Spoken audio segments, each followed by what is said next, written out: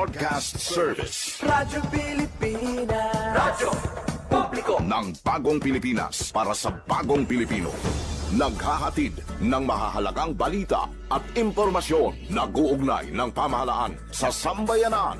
Tulay sa himpapawid ng serbisyo publiko. Radyo Pilipinas. Radyo Publiko.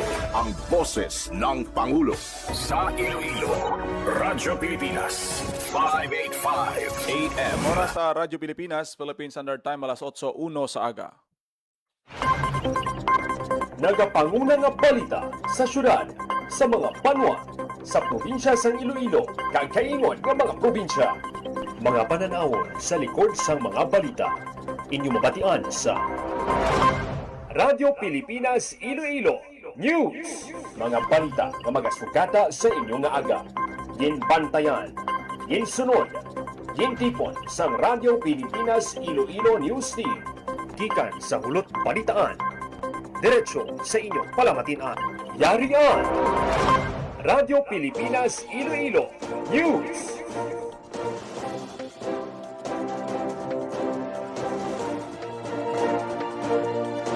Ayong aga Pilipinas, good morning Western Visayas. Welcome sa Radyo Pilipinas News karon nga adlaw sang Miyerkules, Hulyo 22, tuig 2026. Ako ninyo tagbalita kada aga Junel Baclay kag karon sa aton mga pangulong dinala. Barangay Kagawad sa Iloilo City dakop sa buy-bust operation, masobra 2 ka milyon ka pesos nga balor sang illegal nga droga na kumpiska. Panagtag sang dugang uplift cash aid sang DSWD nagapadayon. Iloilo Governor Defensor nalakip sa top rank most trusted governor sa bilog nga pungsod. Mga inmates ng BJMP male dormitory sa syudad ginhana sa baking sa ginpatagan nga skills enhancement training sang city government. DOST ginaangot ang mga startup kag innovation leaders sa Cafe Nation sa Iloilo. Kag mga cooling hubs ginsaylo na sa mga strategic areas na gin-convert bilang mini office suno sa General Services Office. Oras sa Radyo Pilipinas, alas 8:03 sa aga, kag karon sa detalye sang aton mga balita lokal. Radyo Pilipinas. Radyo Pilipinas News. Kadakpan ang isa ka barangay Kagawad sa ginpatigayon nga buy-bust operation sang City Drug Enforcement Unit sa barangay Ortiz City proper. Ginkilala sa ospitsado nga si alias Bulldog, 47 anyos. Residente man sa ninambitan nga barangay na recover sa paginakop sang suspect ang ginabanta 330 grams sang suspected shabu nga may balor 2.2 million pesos. Yara na sa kustudiya sang Iloilo City Police Station 1 ang suspect ang nagapangatubang sang kaso nga paglapas sa Republic Act 9165 o kon Comprehensive Dangerous Drugs Act of 2002. Gindayaw naman ni Iloilo City Police Office Director Police Colonel Wilbert Parilla ang mga operatiba sa ilang madinalagon nga operasyon. Radyo Pilipinas. Radyo Pilipinas News. Pagpanagtag sa dugang nga uplift cash aid ng DSWD nagapadayon. Radyo Pilipinas. Radyo Pilipinas. Detalye sang balita. Nagasugod na ang Department of Social Welfare and Development sa pagpanagtag sang dugang nga bulig pinansyal sa 7.5 ka milyon na panimalay o 37.5 ka milyon ka mga Pilipino sa bilog na pungsod. Sa idalom, sang programa na Unified Package for Livelihoods, Industry, Food and Transport o kon Uplift Assistance sining na Hulyo 21, 2026. Suno sa nasambit nga ahensya, gintunga sa 3 ka grupo ang benepisyaryo sang ining cash aid. Lakip sa una nga grupo ang 3.5 ka milyon na pamilya sang Pantawid Pamilyang Pilipino Program o kung 4Ps kag Walang Gutom Program o kung WGP. Ang ikaduwa naman na grupo ay ang 2.5 ka milyon na panimalay na wala na upod sa 4Ps apang natungod na pigado kag malapit sa kaimulon o kung near poor base sa datos sang Community-Based Monitoring System system sa Philippine Statistics Authority. Samtang, ang katatlo nga grupo amo ang 1.5 ka milyon nga pamilya na may manubo nga kita kag miyembro sang Social Security System. Suno kay DSWD Secretary Rex Gatchalian, ang una nga grupo makabaton sa isa ka beses nga bulig nga nagabalor 2,000 pesos nga diretso nga i-deposit sa ilang mga ATM bank accounts. Kag ginalauman nga matapos na sa Hulyo 21 ang pagpanagtag para sa ila. Para naman sa ikaduha kag ikatatlo nga mga grupo, nagasugod na sa manual payout, validation kag pagparehistro sa digital accounts, agud masugudan ang ilang monthly payout na pagbaton sa masunod na semana. Ang mga pamilya nga yara sa near poor kag low income groups makabaton sang 2,000 pesos kada bulan sugod subong na Hulyo tubtob Disyembre. Isa ang uplift assistance sa mga tikang nga ginsaysay ni Presidente Ferdinand Marcos Jr. sang Hunyo 16 agud mahagan-hagan ang epekto sang nagapadayon nga krisis sa enerhiya sa Middle East. Para sa Bagong Pilipinas, in si WBSU intern Raylen May Cordero, Radyo Pilipinas, Radyo Publiko. Radyo Pilipinas News. Ipasangkad pa sa Police Regional Office 6 sa mga security measures antes ng ikalimang State of the Nation Address o konsona ni Presidente Ferdinand Marcos Jr. pinagi sa pag-deploy sa masobra 4,000 ka mga police force multipliers sa bilog nga Western Visayas. Sa pagpanguna ni PRO6 Director Police Brigadier General Randolph Tuanyo, ipatuman ang mas hugot nga police visibility, intelligence monitoring, checkpoint operations, border control, kag padayon nga mobile kag foot patrol sa gud mapabili ng kalinong kag katawhayan sa rehiyon. Sa kabugusan nga deployment, yara sa 3,905 ka mga personnel sang PNP, 117 ang augmentation personnel gikan sa partner agencies kag 804 naman ang force multipliers. Nakahanda man ang 353 ka civil disturbance management personnel, 187 ka miyembro sang reactionary standby support force para sa madasig nga pagresponde kon kinahanglan. Ginpabaskog man sa PRO6 ang seguridad sa mga checkpoint transport hubs kag iban pa nga mga pampubliko nga lugar. Ginpabaskog man ang police visibility, traffic assistance kag security coverage sa mga freedom parks kag iban pa nga lugar nga sa diin may pagapatigayonon nga rally. Nakastandby man ang drone operators kag medical response teams bilang kabahin sang contingency measures. Ginmandoan man ang tanan nga police unit sa rehiyon nga padayon nga pabaskugon ng intelligence monitoring, checkpoint kag patrol operations, border security kag kahandaan sa mga personnel, mobility assets kag logistical support. Radyo Pilipinas News. Kilala si Iloilo Governor Arthur Defensor Jr. nga isa sa mga top-performing kag most trusted provincial governors sa bilog nga pungsod base sa resulta sa Boses ng Bayan Index of Governance nga ginapatigayon sang RP Mission and Development Foundation Incorporated para sa first quarter sang tuig 2026. Ikatlo si Defensor nga nakasulod sa top-ranked national cluster sang bilog nga pungsod nga mayara sing IOG rating nga 86.20%, 85.90% nga trust rating naman, kag 86.50% sa performance rating. Kaupon niya sa top rank cluster ang Musanday Governor Dax Kua sang Quirino nga mayara sing 86.51% performance ratings. Kay si Governor Luis Raymond L. Ray Villafuerte naman sang Camarines Sur ang mayara sing 86.34% nga trust kag performance rating. Ang survey ginpatigayon sang Abril tuig 2026 paagi sa independent kapag pamangkot sa 5,000 ka mga rehistrado nga botante sa tagsa ka rehiyon. Sa qualification process una ginusisa ang mga gobernador sa ilang mga constituents kag dapat magpanguna sa ila sarang nga mga probinsya antes makasulod sa sunod nga level. Ang IOG rating amo nagatakos sang kabilugan nga pagsalig sang publiko paagi sa pag-usisa sang trust kag performance sang isa ka leader sa paghatag sang serbisyo sa iya probinsya. Radyo Pilipinas News. Mga inmates sang BJMP ICDJ Male Dormitory ginhana sa baking sa ginpatigayon nga skills enhancement training sang city government. Radyo Pilipinas.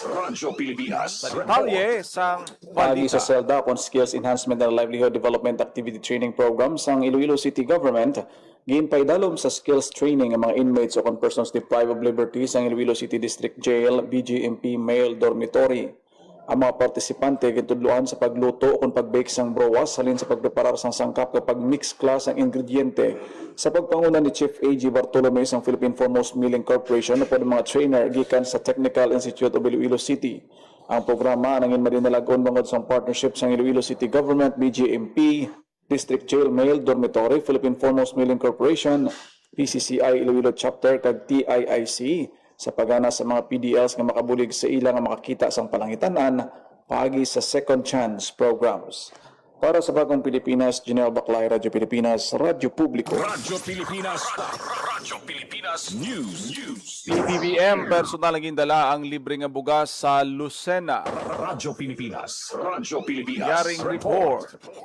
Personal nga gindala ni Presidente Ferdinand Marcos Jr. sa pumuluyo sang Lucena ang programa nga Bigay Bigas sa Masa para sa masobra 52,000 ka benepisyaryo. Sa una nga batch sang pagpanagtag, kapin-4,000 ka pamilya nga nagakinahanglan ang nakabaton sa tigpulo ka kilo nga sako sang bugas. Ang Bigay Bigas sa Masa lakip sa inisyatiba nga bawat bayan makikinabang na may katuyuan nga diretso idulong sang mga lokal nga panguluan ang mga serbisyo sang gobyerno. Paagi sini, mas madasig nga matuman ang mga proyekto para sa pag-uswag kag masolusyonan ang mga kinahanglahanon sang tagsa ka komunidad. Para sa Bagong Pilipinas, ini si WVSU intern Michael Johnson de la Cruz, Radyo Pilipinas, Radyo Publiko. Radyo Pilipinas News. Department of Science and Technology ginangot ang mga startup ug innovation leaders sa Cafe Nation sa Iloilo. Radyo Pilipinas. Radyo Pilipinas. Sa balita ni Hope Ginpabastos Torrichente. sa Department of Science and Technology ang pagtamdanay kag kolaborasyon sa mga startup founders, innovation leaders kag mga katuwang sa inobasyon sa ginhiwat nga Cafe Nation sa Western Visayas Regional Innovation Hub sa Iloilo Science and Technology University. Ginpangunahan sang DOST Western Visayas, katuwang ang UMWAD Western Visayas ang pagkililipon nga nagserbe higayon para sa mga startup founders nga makighinon-anon sa mga opisyal sang DOST, mga regional kag national iHub focal person kag iban pa nga startup enablers para istoryahan ang mga oportunidad sa pagnegosyo, inobasyon kag pagpalapad sang ila proyekto. Kabahin man sang programa ang pagpakilala sa mga startup paagi sa exhibit sa diin ginpakita ang ilang mga teknolohiya, produkto kag mga makabag-o nga solusyon. Bida man sa aktibidad ang programa, serbisyo kag kadalagan sa mga technology business incubators kag startup support organizations salin sa mga probinsya sa Panay. Pinaagi sa Cafe Nation na tagan tsansa ang mga partisipante nga makapangita sang posible katuwang sa negosyo, mentor, market linkages kag oportunidad sa commercialization. Para sa Bagong Pilipinas, Hope Trichante, Radyo Pilipinas, Radyo Publiko. Radyo Pilipinas. Radyo Pilipinas News. Cooling hubs gin silo na sa pila ka mga strategic area sa siyudad sa Iloilo kag gin-convert bilang mini office suno sa General Services Office. Radyo Pilipinas. Radyo Pilipinas. Sa detalye sang balita. Ginsaylo na sang Iloilo City Government ang mga solar-powered cooling hub sa pila ka area sa syudad sang Iloilo. Isa dari ang cooling stations nga nahamtang sa Diversion Road, Mandurriao nga ginsaylo na karon sa Iloilo Sunset Boulevard. Sa interview sa Iloilo Morning Program sang Radyo Pilipinas Iloilo kay General Services Office Head Engineer Neil Ravena, ginpayag sini nga temporaryo ang himuon bilang mini office sang Public Order and Safety Management Office o kon POSMO kay General Services Office ang cooling hub. Gin-relocate man ang cooling hub sa Plaza Tagay sa YMCA Building, Isnard Street, kag himuon ini nga mini police station sang Police Station 1. Plano man sang Iloilo City Government nga madugangan pa ang pagpahamtang sang kasubong nga area sa Sunset Boulevard, amo man ang pagdugang sang mga portalets. Para sa Bagong Pilipinas, General Baclay, Radyo Pilipinas, Radyo Publiko. Radyo Pilipinas. Radyo Pilipinas News. Negosyo sang mga crab meat picker sa Carles, Iloilo, padayon naging pabaskog sang DTI. Radyo Pilipinas. Radyo Pilipinas. Sa report ni Padayon JB nga Herbas. ginapabaskog sa Department of Trade and Industry Condita Iloilo sa bulig sa Negosyo Center Carles ang negosyo sa A3MP Crab Meat Picking Services sa Barangay Punta Carles. Ang nasambit nga negosyo nagsugod sa 2020 paagi sa pagbinuligay sa isang pamilya amat-amat kalagsangkad kag karon may 45 ka regular workers na. Agud mapasandog pang ila pang negosyo ang Negosyo Center Carles nagbulig sa ila business name registration kag pag-apply sang loans sa SB Corporation. Padungan sa ila pagsugod sa pag-obra sang Aligi Place kag Crab Lumpia, ang ahensya nagtudlo man toy sa product development kag product labeling. Sining karon lang, liwat kag bisita sa Negosyo Center Carles ang mga crab meat pickers agud maistoryahan ang mga panghangkat kag oportunidad sa ila pagnegosyo. Para sa Bagong Pilipinas, JP Harvas, Radyo Pilipinas, Radyo Publiko. Radyo Pilipinas News. Nagdangat sa 570 ka mga temporary operators permit o kung TOP sa natigayon nga ma-issue sang Land Transportation Office 6 sa mga motorista nga may violasyon sa ginpatigayon nga enforcement operation sa probinsya sang Antique kag Capiz sang Damlaglang. Sa anong kaadlaw nga enforcement drive sa Antique kag Capiz nga ginpangunahan sang Regional Law Enforcement Section, ginpatuman ang enforcement activities sa Antique, Rojas City, Sigma kag Pilar, Capiz. Ang pagpatuman sang enforcement ng kabahin sang mando ni LTO6 Regional Director Attorney Gaudioso Eduspanda II, kaupod kay Assistant Regional Director Jack Kunlu nga pasangkaron pa ang kampanya sa road safety kag pagpasiguro nga ginasunod ang mga layi sa dalanon sang mga motorista. Radyo Pilipinas News. Sa Kailonggo, ang bag-ong designar nga Chief of Staff sa Armed Forces of the Philippines, si General Antonio Navarrete, nagdako sa Kalinog, Iloilo sa diin nagtapos ini isang iya elementarya kag sekundarya sa West Visayas State University. Sa iya tinuig nga serbisyo sa militar kag kontribusyon agud batap na ang insurhensya sa pungsod. Gintagaan si Navarrete sang pagkilala ni Governor Arthur Defensor Jr. kag sang sangguniang panlalawigan sang Iloilo sang tinalikdan nga tuig. Sa iya pagpungko, madamo ang nagalaom nga pasangkaron pa sang AFP and Territorial Defense ilabi na sa West Philippines. Radyo Pilipinas News. Naka-record ang DOST Feebox ang 12 ka mga volcanic earthquake, lakip na ang 3 ka tremors nga naglawig sang 28 tubtob 283 minutes sa Bulkan Kanlaon. Naglabot naman sa 1,740 ka tonelada sang asupre ang ginpagwa sang bulkan sadtong Hulyo 20.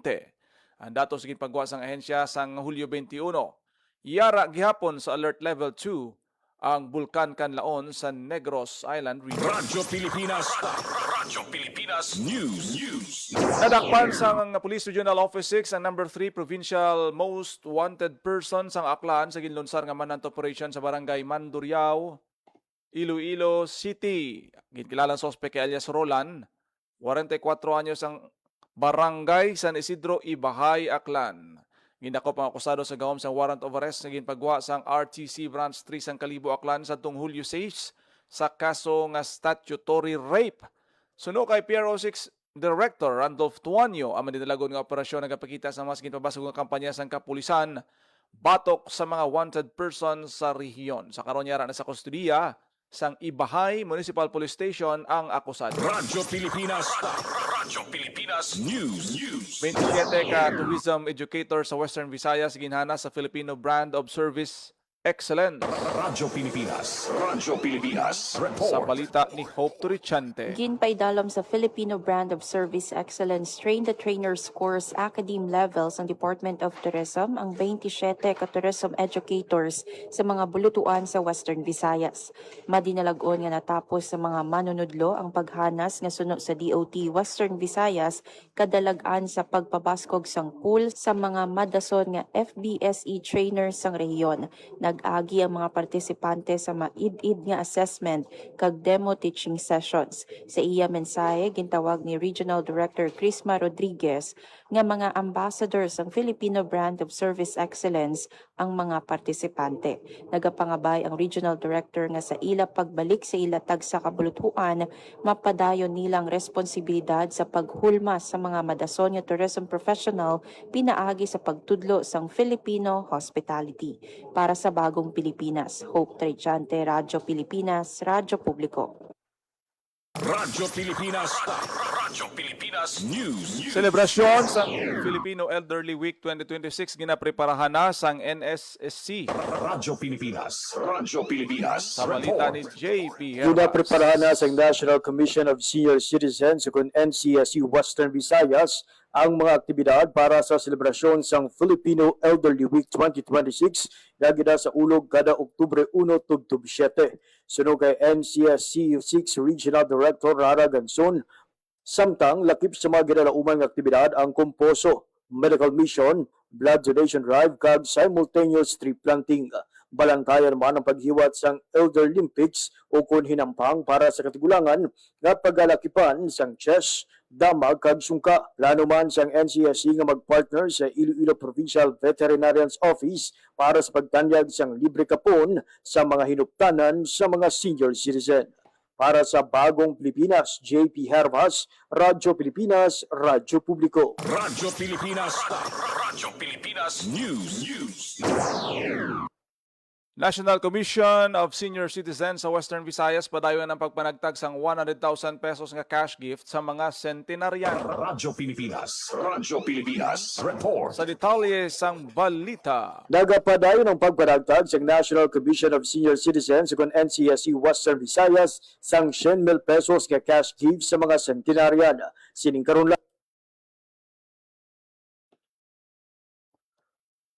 ginhiwat sa ahensya ang pagpanagtag sang 100,000 pesos ka regalo sa gobyerno sa 19 ka lola kag lolo sa probinsya sang Capiz nga nakalabot sa edad nga 100 ka tuig. Sa 19 ka benepisyaryo sa Capiz, 17 sa ila ang personal nga ginbisita ni NCSC 6 Regional Director Rara Ganson. Magluwas diri nagapadayon naman ang pagpanagtag sa ahensya sang 10,000 pesos nga cash gift sa katigulangan nga nakalabot sang edad 80, 85, 90 kag 95 anyos. Sunod kay Ganson, sa unang quarter sang tuig, kapin 5,000 ka lolo kag lola sa Western Visayas kag Negros Occidental nga nag-edad 80, 85, 90, 95 kag 100 ka tuig sang 2024 kag 2025 ang nahatagan sang cash gift. Sa ikaduhang quarter sang 2026, nadugangan pa ini sang kapin 10,600 ka senior citizen nga nagdangat sa mga nasambit nga edad. Subong nga third quarter, target naman sang NCSC nga mahatagan sang cash gift ang mga lolo kag lola nga nakalabot sa among nga edad sang Enero tubtob Hunyo subong nga tuig. Samtang ginalauman sa uling nga quarter na makumpleto na ang pagpanagtag sang cash gift sa mga nagaselebrar sang ila ika-80, 85, 90, 95 kag 100 ka tuig sa bulan sang Hulyo tubtob Disyembre subong nga tuig. Nebluan nga ang NCSC, isa ka ahensya sang gobyerno nga natukod sang tusukundan sang RA 11350 agud magtutok sa kinamatarong kaaraydan kag pribilehiyo sa mga senior citizen. Para sa Bagong Pilipinas, JP Hervas, Radyo Pilipinas, Radyo Publiko. Radyo Pilipinas. Radyo Pilipinas News. Kole, BMW, TESDA kag OWA nag-ugyon para sa mas malapad nga reintegration support para sa pagbalik sang mga OFW. Radyo Pilipinas. Radyo Pilipinas. Yaring report. Nag-ugyon ang Department of Labor and Employment o kundole, Department of Migrant Workers o kun DMW, Technical Education and Skills Development Authority o kun TESDA, kag ang Overseas Welfare Administration o kun OWA para sa isa ka reintegration support. Paagi sa isa ka Joint Memorandum Circular o kun JMC, naging pangunahan sa Daydole Secretary Francis Tolentino, DMW Secretary Hans Leo Kakdak, TESDA Director General Jose Francisco Benitez, kag OWA Administrator Patricia Yvonne Kaunan sang Hulyo 20, 2026 sa DMW Central Office sa Mandaluyong City, formal naging patuman ang kalaman tungo sa kabuhayan o kun K2K initiative. Ang ini nga Skills to Employment nga programa tuyo nga hatagan sang expanded rollout ang mga magabalik nga OFW kag ang ila pamilya. Paagi sa Industry Responsive Skills Training, Competency Assessment and Certification, Employment Facilitation, kag Sustainable Livelihood Opportunities. Suno kay Secretary Tolentino, ang inisyatiba ano ang magaserbi nga taytay sa paghalin kag pagbalik sa mga OFW. Gindugang pa niya nga importante nga hindi lang maamligan ang mga OFW samtang yara sa abroad, kundi masiguro man nga empowered sila pagbalik nila. Dugang pa niya nga din pasiguro sa inisyatiba nga mga magabalik nga OFW mabuligan sa paghatag sang kaalam kag oportunidad na makapunda sang ilang pangabuyan o negosyo. Ang proyekto nagasuporta sa whole of government approach sang administrasyon ni Presidente Ferdinand Marcos Jr. Agud na siguro nga ang magabalik nga OFW makapatindog sang permanente nga palangabuyan, makatabot sa mga kinahanglanon sang pamilya, kag magapabili na competitive sa badayon na nagabag-ong kalibutan sang pag-obra. Para sa Bagong Pilipinas, ini si WBSU intern Releny Cordero, Radyo Pilipinas, Radyo Publiko. Radyo Pilipinas. Radyo Pilipinas News. West Visayas State University nakakuha sang 5-star rating halin sa DOE sa pagpatuman sang energy efficiency. Radyo Pilipinas. Radyo Pilipinas. Report. Yaring report.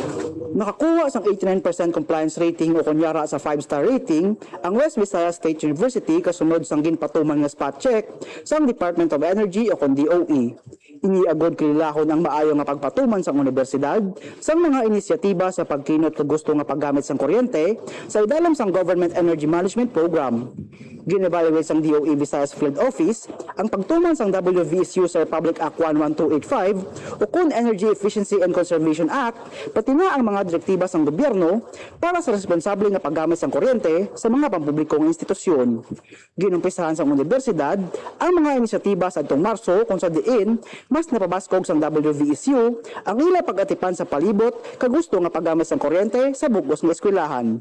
Para sa Bagong Pilipinas, ini si WVSU intern Michael Johnson de la Cruz, Radyo Pilipinas, Radyo Publiko. Pilipinas. Radyo Pilipinas News. Oras sa Radyo Pilipinas, Philippine Standard Time, alas 8:28 na sa aga. Radyo Pilipinas. Radyo Pilipinas. Kaya ganyan nabatian ang detalye sa mga pangunang nga balita sa pagpangalagad sang Radyo Pilipinas News. Adlaw sang Miyerkules, July 22, 2026. Sa dugang pang mga balita kag impormasyon, please share, follow kag like lang sa aton nga Facebook page. Radyo Pilipinas Iloilo kag Radyo Pilipinas Community Group. Salamat sa mga nagaupod sa aton sini nga FB Live kada aga diri sa aton sini nga pagpangalagad. Salamat gid sa inyo nga pag-upod kag pagpamati. Kita ita karon sa programa Iloilo Morning. Ako nagidamang inyo alagad ang inyo tagbalita, Jinel Baclay. Mayong aga Pilipinas. God bless Iloilo.